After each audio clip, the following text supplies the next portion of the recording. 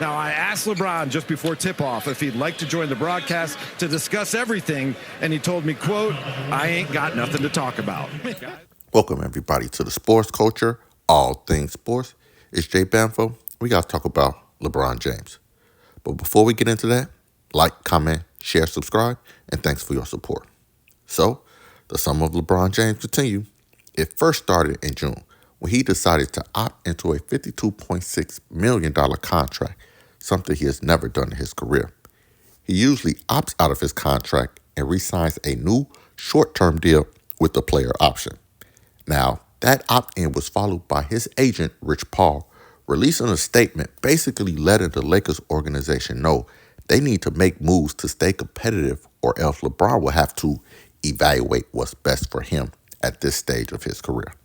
Now, that statement was extremely bizarre because LeBron, at this point in his career, he has no leverage. Luka Doncic is the Lakers' main priority, so influence on the franchise in regards to personnel moves is non-existent for LeBron. From there, it seemed as if a Cold War was brewing between LeBron and the Lakers. A report by Ramona Shelburne and Brian Windhorst detailed the inner workings of the Lakers summer. In the report, it talked about how Luka was informed the Lakers were being sold and LeBron found out later. The report also detailed how LeBron was not offered a contract extension, implying the Lakers were ready to move on from James after the season. Obviously, these things did not make LeBron happy. 4 teams actually reached out to the Lakers about a possible trade of the superstar. Now, nothing came about that, and the LeBron James talk eventually died down. That brings us to today, in which a picture was posted of LeBron James, Maverick Carter, LeBron's business partner, and Nikola Jokić agent meeting on a boat in France. Now, people speculated this was LeBron's way of saying he wants to play with Jokić, but that theory never made sense. The meeting was actually in regards to creating a new basketball league overseas. Maverick and LeBron are seeking $5 billion from investors to start a league that would rival the NBA. Unlike the NBA, this league would actually give players equity, something many players in the NBA would like to see. In the grand scheme of things, what does this all mean? I believe it means LeBron knows he will never become an NBA owner, so he has to pivot to create a rival league.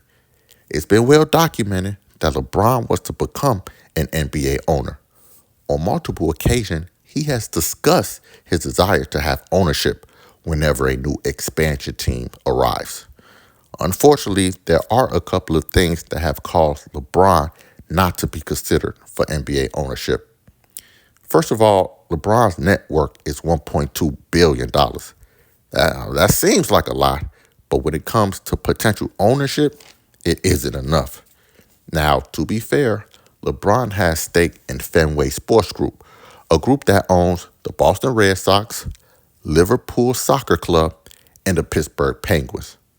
This group has the ability to get ownership in an NBA franchise, but it would be a difficult task due to competition. Secondly, LeBron has burnt a lot of bridges in the NBA circle. A lot of people blame him for the player empowerment movement, which sees players demand trades and have influence on team dynamics. Now, I don't see anything wrong with that, but tell that to an owner who just lost his superstar player due to a trade demand. Now, LeBron has always been the most calculated athlete there is. Every cryptic post, tweet, it always means something.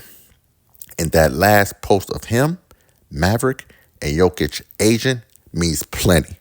Now, with that being said, like, comment, share, subscribe, and I'll see you next time.